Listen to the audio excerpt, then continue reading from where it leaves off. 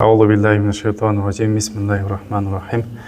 Жараткан Алла субхану ва тааля мактоолор болсун. Пайгамбарыбыз Мухаммад Мустафа саллаллаху алейхи ва салламга салам жана салаваттар болгон болсун. Урматтуу жамаат, урматтуу мусулман туугандар, Пайгамбарыбыз саллаллаху алейхи ва салламдын кезектеги насаат сөзү мына ушул жашоодо биз канткенде бактылуу болобуз деген темага байланыштуу. Ошол нерсенин алдын алган бир хадисин, бир насаат, ошол насаат сөзү болгон хадисине токтолобуз иншалла. Пайгамбарыбыз саллаллаху алейхи ва саллям хадис шарифте айтат: "Иякум ва занна фа инна зан акзабул хадис, ва ла таджассасу, ва ла тахассасу, ва ла танафасу, ва ла тахасаду, ва ла табагаду, ва ла тадабару, ва куну ибадаллахи ихвана." Муттафакун алейх. Пайгамбарыбыз саллаллаху алейхи ва саллям бул хадисте айтылган хадиси Имам Бухари деген хадис сыйнактардын эң алдыңкы орунда турган Имам Бухаринин хадис сыйнагында келет. Ал эми муттафакун алейх дегени бул хадис дүйнөсүндө эң эле сахих, эң эле туура деп эсептелген Имам Бухари болгон болсо, ошону менен биргеликте Сахих Муслим бар. Бул Имам Муслим, Имам Бухари рахмаллаху алейхинин шакирти. Ушул экөөнүн китеби алдыңкы китептен биринчи орунда Имам Бухари болсо, андан кийин Сахих Муслимдин китеби турат. Ушул эки китепте тең бир хадис келсе, ошол хадис муттафакун алейх деп айтылат. Ага иттифак болгон хадистин аалымдары, мухаддисиндер иттифак болду деген маанини билдирет. Хадистин сахихтигинде демек эч кандай маселе жок болду. Эч кандай оорулуу экендиги болбоду. Хадис демек иншалла бул 100% якынды алып келсе болот иншалла. Иякум ва занна дегени бул күмөндөрдөн сактануу дегени түшүндүрөт. Фа инна занна акзабул хадис, албетте ушул күмөндөрдүн көпчүлүгү жалганыраак болот деген маани. Эми урматтуу мусулман туугандар, бул күмөн дегенде адамдын ички жашоосундагы бирөөлө туурасында ойлогон бир ою. Аны ачыкка алчык элек болот, бирок ою.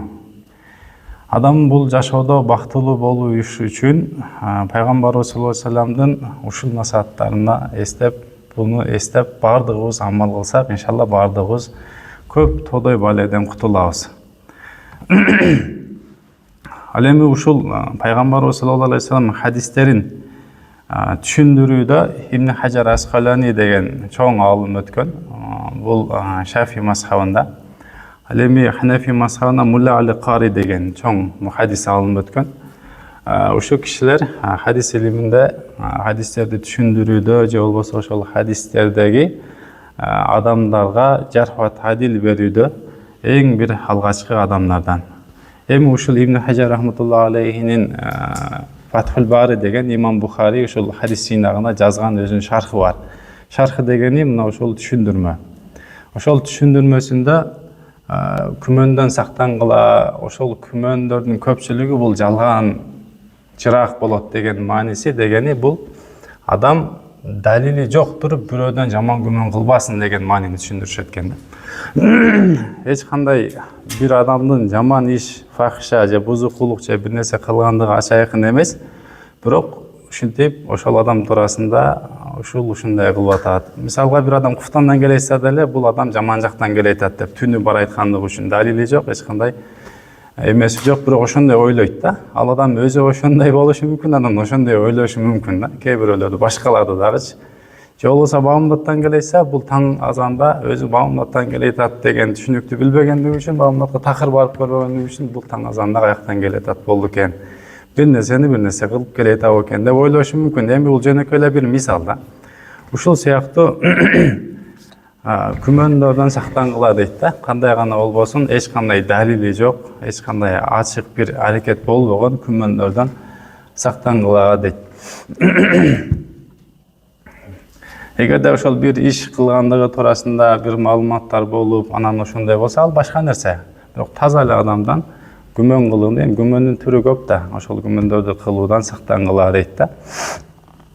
Себеби ал эч кандай далили жок эле туруп, ушул хадистин шархында да уландыларын айтышкан экен. Эч кандай далили жок эле туруп, ошол нерсени ойлойт жана ошол нерсени айтат, жана ошол нерсени ишке ашырып өкүм берет депчи. Буга кандай мисал десе, мен ушундай деп ошол мушарихиндердин, шархчылардын түшүндүрмөсүн ушундай деп түшүндүм. Мисалга бизде ушул акчаны жеп коюптур деген сөз болот го. Аны бирөө ойлойт, бирөөгө айтат.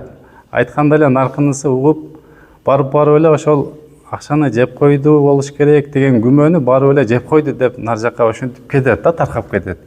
Анан ошого жараша эле адамдар ойлой баштайт, ушул адам акчаны жеп коюптур деп, ал адам туурасында жаман сөздөрдү айта баштайт. Мына ушул жаман ал адам туурасында ачык айкын билбей туруп эле жаман сөздөрдү айта баштады да. Эми урматтуу мусулман биртугандар, ушул күмөндөн эле сактана турган болсок, биз канча тоодай баледен, тоодай бир жамандыктардан алдын алат экенбиз да. Пайгамбарыбыз саллаллаху алейхи вассалам бир эле насааты, бир ушул күмөндөн, туура эмес, адилетсиз күмөндөн эле сактана турган болсок, акыйкатсыздык. Ошондо иншалла көп тоодай болгон баледен кутулат экенбиз. Вала таджассасу, вала тахассасу дегенде мындай бир айыбыңарды аңдыбагыла жана жашыруун сырларды териштирбегиле деген мааниси. Таджассасу менен вала таджассасу деген бул Худжурат сүрөсүндө дагы келген аят. Бул аятта дагы негизи Алла субханаху таала айткан аят болчу, Кур'ан Каримде келген аят болчу. Я аюхаллазина аману жтанибу касирон миназ-зонни инна ба'да-зонни исм. Эй иман келтирген заттар, көп күмөндөрдөн сактаңыла. Алардын кээ бирлери күнөө болуп калышлыгы мүмкүн дейт да. Көп күмөндөрдөн сактангыла, албетте кээ бир күмөндөр күнөө дейт. Ушул жерде Аллах субханаху таала дагы туура эмес күмөн кылуудан, эч кандай далили жок туура эмес күмөн кылуудан кайтарып жатат. Ошол нерселерди бул хадисте дагы пайгамбарыбыз айтып жатат. Вала тахассасу, вала таджассасу. Мындай бир айыбыңарды аңдыбагыла.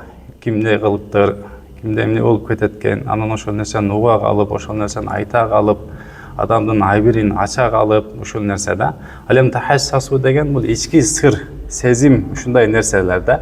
Бир адам сизге досум деп ишенди, же болбосо жакыным деп ишенип, өзүнүн бир ушундай бир сырларын айтты да, анан сиз аны башкаларга жайып таштадыңыз. Ал эми аны угуп, кийин наразы болот, ал адамдын даражасы түшөт. Тагыраак айтканда, мындай бир ортодо келиспештик пайда болот да. Ошол адамдардын ортосунда мындай бир айыптарын аңдып ачпагыла жана ички сырларын жайбагыла деген маанини түшүндүрөт. Бүт эле жашоодо конфликт болобу, чыр-чатак болобу, ушундай бир нерселерден келип чыгат көпчүлүгү. Сөз ташымайдан, бир аз бир такталбаган нерселерди сүйлөй койдан, ошого окшогон нерселерден келип чыгат. Ушул нерселерди Пайгамбар саллаллаху алейхи хадисте айтып жатат. Ушул нерселерди кылбагыла депчи. Вала танафасу деген бул ушул дүйнөлүк негиз жарышпагыла деген маанини түшүндүрөт. Дүйнөлүк амалдарда жарышпагыла. Кошунаңыз канча каражат таап атат, ал өзүнө насип кылсын.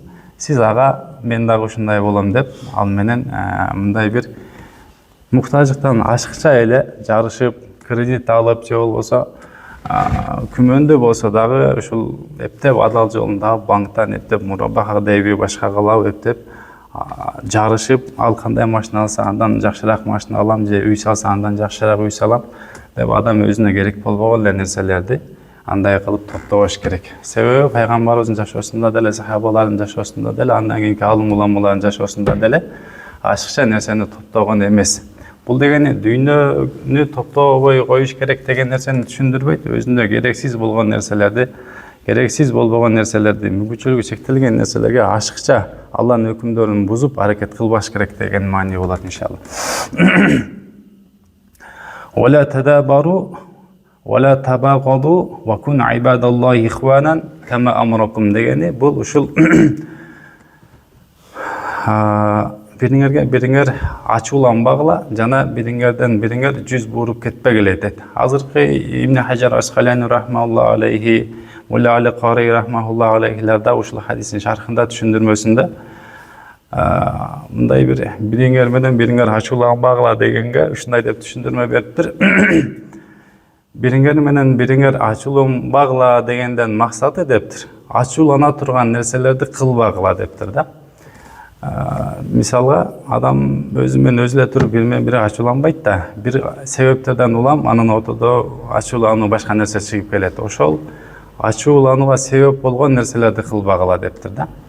Alem tadabaru degeni uşul mamuleni üzüp, жүзү жокту кылып, баякынтип кетпегиле, аркаңарды салып, шериңер же болбосо жолдошуңар же болбосо тууган ушундай бир негиз эле бирибизден бирибиз аркабызды салып жүз бууруп кетпешибиз керек экен. Мына ошол нерсени пайгамбарыбыз саллаллаху алейхи вассалам хадисте айтыптыр. Аллах таала буйругандай, Аллага ибадат кылган абалда Аллахтын момун пенделеринен болгула деп пайгамбарыбыз саллаллаху алейхи вассалам ушул бир хадиси.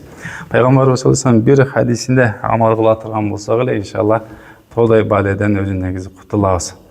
Аллах субханаху ва таала ушул бардыгыбызга айтылган амал-маруфтарга, хадистерге амал кылууга товфик берген болсун. Ахири дa'wana алхамдулиллахи раббил аламин. Амин.